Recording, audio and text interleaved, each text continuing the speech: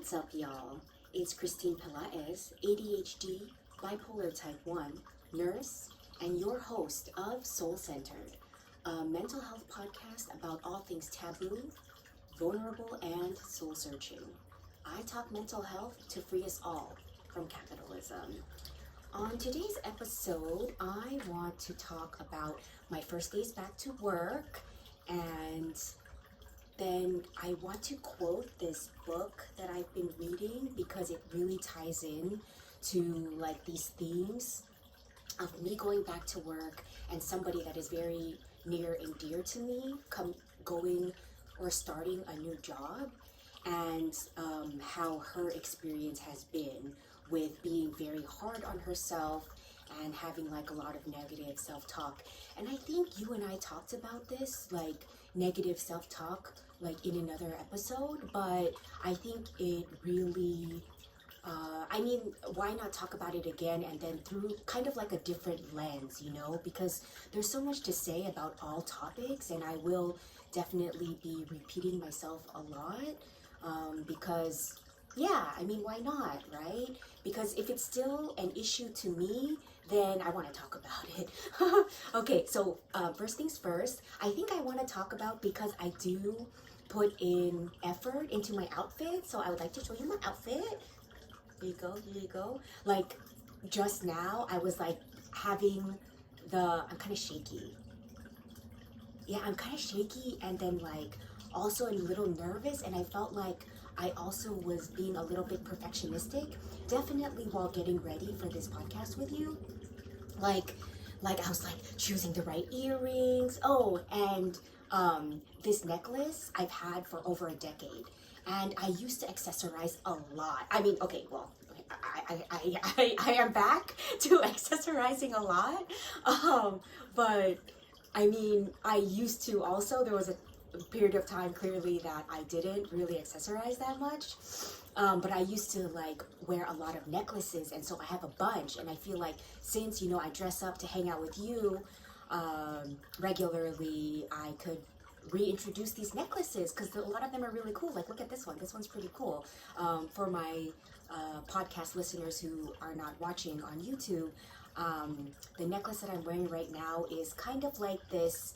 Oh gosh, it's gold, and it's not like a chain, but it has like these crescent shaped gold pieces on them, so it's very interesting looking, and I feel like, and I don't know if you are getting like Native American style vibes, because my earrings are kind of long, and I'm wearing this necklace that's kind of bulky, or that has, yeah, I don't, anyway, so, and then this shirt is thrifted, and my yellow pants that I have worn with you before is also secondhand. And I kind of like this style blouse. I think it's like 80s, right? When they wore blouses. And maybe I like this kind of style because maybe it reminds me of my mom, kind of, which is interesting. I'm like, oh my gosh, am I becoming my mom? Which used to be such a sore point for me. Like, my dad, when he wanted to push my buttons, when I was yelling at him, maybe because I was that kid that talked back. I was a good quote unquote kid. Like, I did well in school and all this stuff, but I definitely talked back for sure. But when he would push my buttons, he would say, "You're a mini Mercy, And my mom's name was, she's now passed. My mom's name was Emeranciana, and for short, they called her Mercy, and so that's what my dad would say, "You're a mini Mercy, and I totally am. I'm totally like my mom, and I even like look like her." And anyway, so it's interesting that I kind of am into this style, and it reminds me of her. So, okay, so that's my outfit, and I want to introduce you to this angle of the nook in my home, in my sanctuary. So, okay, side note, because always tangents, right? Side note, I haven't, like when I was on leave, I was off of work for 7 months because of my mental health crisis, right? So when I was on leave, this home started to not feel like a sanctuary anymore, like a safe space for me, because I noticed that my restlessness and my anxiety would increase when I'm here by myself and figuring out how to spend my days. I am grateful that I wasn't reliant on social media, because we all know how detrimental social media is. But I wasn't, figuring out what to do. So anyway, this is my sanctuary, and I'm trying to like transition back into loving my space, and not having this kind of hard relationship with it. Okay, so behind me is built-in cabinets, and it used to be my favorite place, like in this home of mine, in the sanctuary of mine. During the pandemic, when I was obsessed with plants, it was bursting with plants. I'm pretty sure you could see the whole thing. This is kind of bursting with plants on this side, but over here, not as much. But it's still cool. I still really love it. You do what you want with your home, but I feel like this was meant to have, dining ware in it, china, quote unquote. But anywho, I do have some. Okay, but anyway, yeah. This is my nook. Like I mentioned to you before, I think that after my cat died, and I wrote this in my memoir, after my first cat died, because I have Pluto, right? And Pluto's very well and alive, even though he's old. He's at least 15 years old, which is very old for a cat, but he's still strong. So after my first cat died, I felt inspired to reclaim my space, reclaim my sanctuary, and I did some not remodeling, moving around of things. Yeah, there's another word, but yeah, that's what I did, and you could see that there's this. My couch is here, and so now I feel like it's like a second living room. You know what I mean? It's like I have my living room in there in the studio spot where my bed is, and then in here I have another spot we'll call my living room, and we'll call that my oh wait, I think it's family room and a living room. Anyway, this is my other living space to hang out in, and I eat. And some might frown on this. I usually eat standing up. It is a little awkward when I have like friends over or my sister over, and we're eating. My sister has eaten like just here. Anyhow, I guess we don't need to. Why did I say that? Because this used to be my dining table, and I used to have different chairs. Oh, in my nighttime episode, I don't know if you saw that or if you listened to it. Nighttime, because I filmed at night. There was a chair, like my cozy blue chair, and that used to be one of the chairs that was here next to my dining table. So, anywho, okay, let me also point out, look at this new leaf. It's fucking enormous. It's gonna be as big as this leaf, if not bigger. I feel like it might already be as big. But anyway, that's the thing. My plants now are very happy. Like, they're all growing. And okay, this is me like always thinking in the future. I'm like, oh no, but what if it gets too big? I'm like, bruh, this is one of the problems, and it was. So let me just introduce to you this book that I'm gonna quote from. It's called The Age of Overwhelm. So applicable, no? The Age of Overwhelm by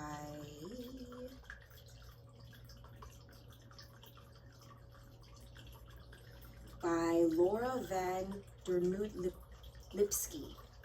Okay, The Age of Overwhelm. So yeah, we are talking about, even in this book, it talks about how we as a society get caught up in the past and in the future. And I totally live in the future. So, the practice is to try to be in the present, right? And have gratitude. So, speaking of gratitude, let me read this one quote from this book.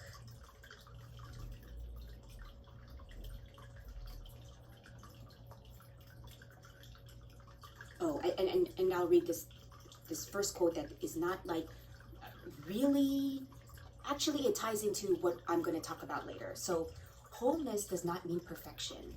It means embracing brokenness as an integral part of life. I highlighted that because that is how I felt recently with this mental health crisis, right? Like, I felt so broken, and actually I might have said that to you, and I think I have said that to you with tears, I'm sure.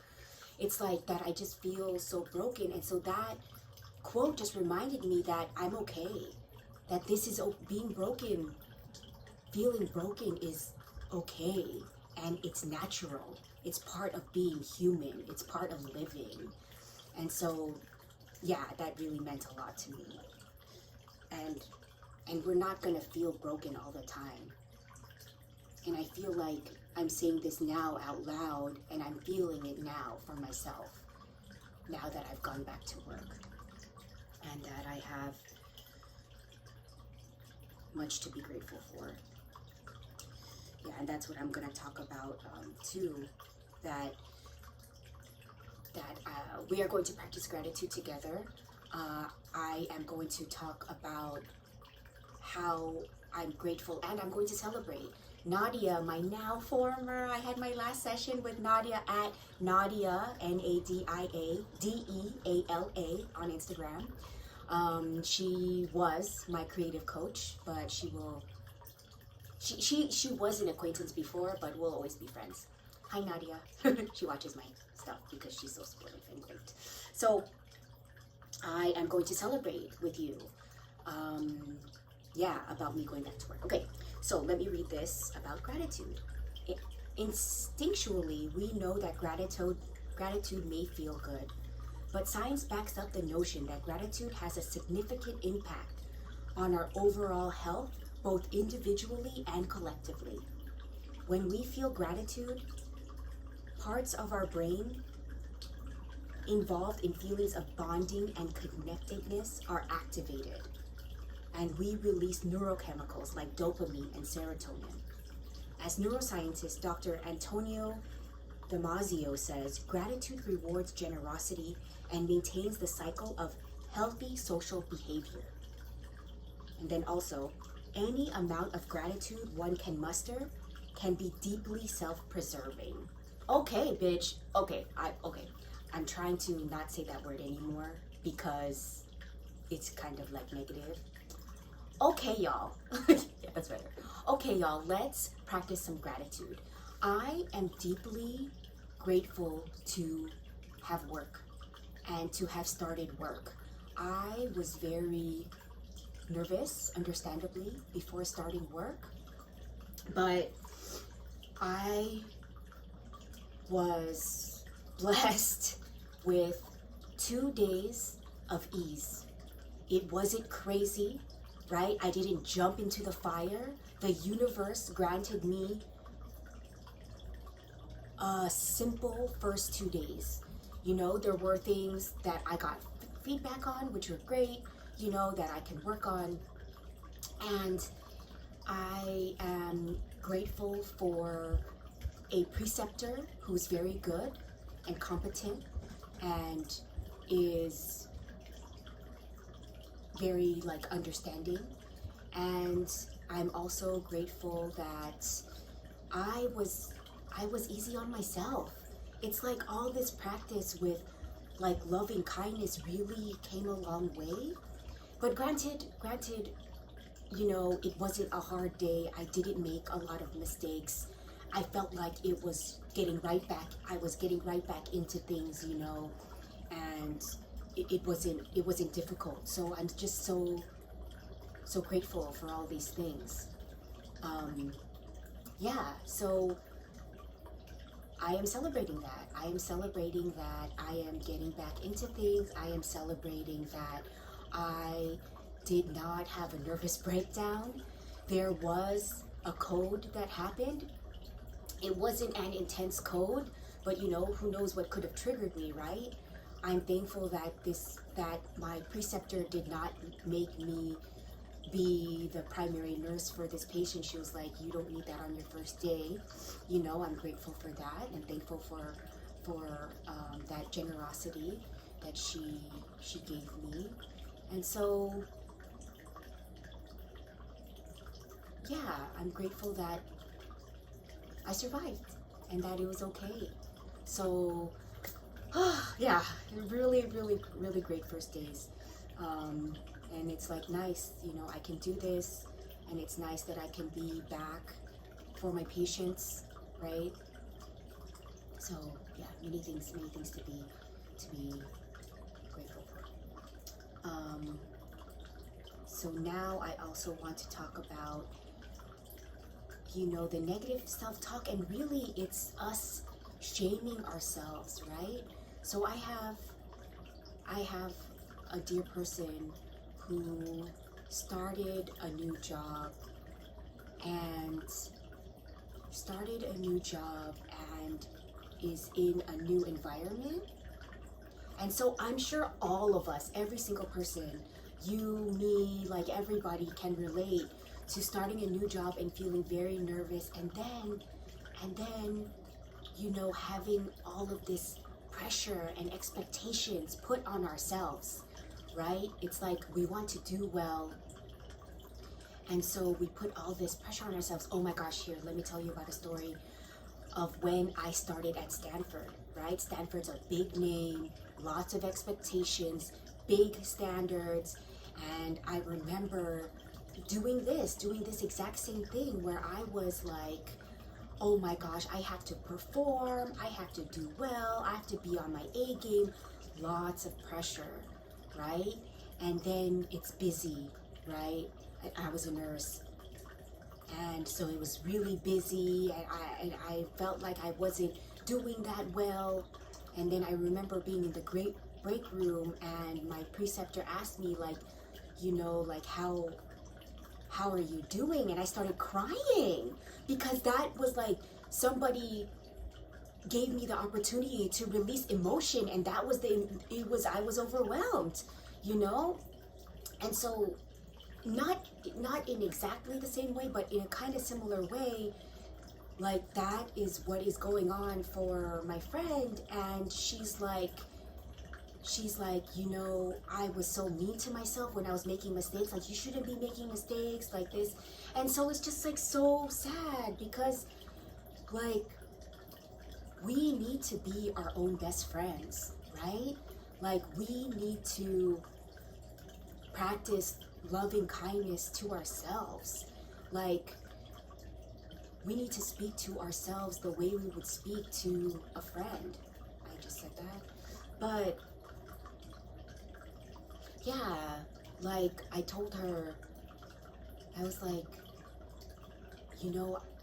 I told her exactly this, that like you put so much pressure on yourself, and you don't need to do that. And I'm sure you were being really mean. You were talking really mean to yourself, right? And she was like, yeah, I was. And I was like, you wouldn't do that. Like you wouldn't do that to someone that you cared about, And so, and I told her like you're gonna do great, and even your preceptor was telling you to slow down, that it's okay, and they're very kind, right? They're very kind and supportive. She's like, yeah, totally. And I was like, okay, so then you're the only one who's against yourself right now. And so, and I told her, I was like, you know what? I recommend that you journal, and that you do kind affirmations to yourself. Like, you be your best friend right now. Because that is what I was doing when I was giving or having my own doubts. It's like I would counter it with a positive affirmation, right? And it's like, and it was so nice to be like, I can be nice to myself. So yeah, that's pretty much it. It's just like a reminder that we should all be kind, and that we should practice gratitude, right? We've learned from this book that it is healthy for us to practice gratitude, You know, it does positive things in our brains. So, yeah, totally. I don't have that much to say today. That's pretty much it. But I feel like we can all learn and practice these things, right? It's like practice gratitude and celebrate yourself often. You know what? And even mini celebrations, like you did that. Like for example, like I did that. Like I was able to be nice to myself and and not like beat myself up for the little like mistakes that I made. It's like, okay, good. Like, you know what? Like I will learn from this and this does not make me a bad person, right? Not shame myself, right? Because remember, shame is telling yourself, or shame is, yeah, telling yourself that you are broken, that you are not, maybe you're broken, but that something's wrong with you when there's nothing wrong with you, you know? It's it's the perfectionistic society that we live in, right? And I'm sure you might have some perfectionist tendencies yourself, right? That, oh, you have to do it in a certain way, you have to be perfect, you have to get it right. What the fuck? No one has to do that. No one is like that at the first try. You know, we're all learning. We're all learning and we will learn from our mistakes. And so we will get it. Yeah, so that's all I want to say. I think today's a short episode. Sorry if you wanted to hang out with me more. No, just kidding. You can watch my other episodes. You can replay this episode because it was a nice episode. It's like I'm happy. My Christine Pelaez. I'm happy. I feel good that, you know, I had a good first few days at work. You know, bad days will happen. That's guaranteed. That is guaranteed. But my first few days, the universe was like, I got you. You know, like we can do this. And so I hope if you are doing any first new endeavors or something, that you practice loving kindness to yourself, that you are nice to yourself, that you say kind and encouraging things to yourself, because you are your own best friend and you are with yourself 100% of the time. Okay? So signing out, I never say that, but I'm saying it right now. Signing out, I'm Christine Pilates and I talk mental health to free us all from capitalism. You take care. I'll see you soon.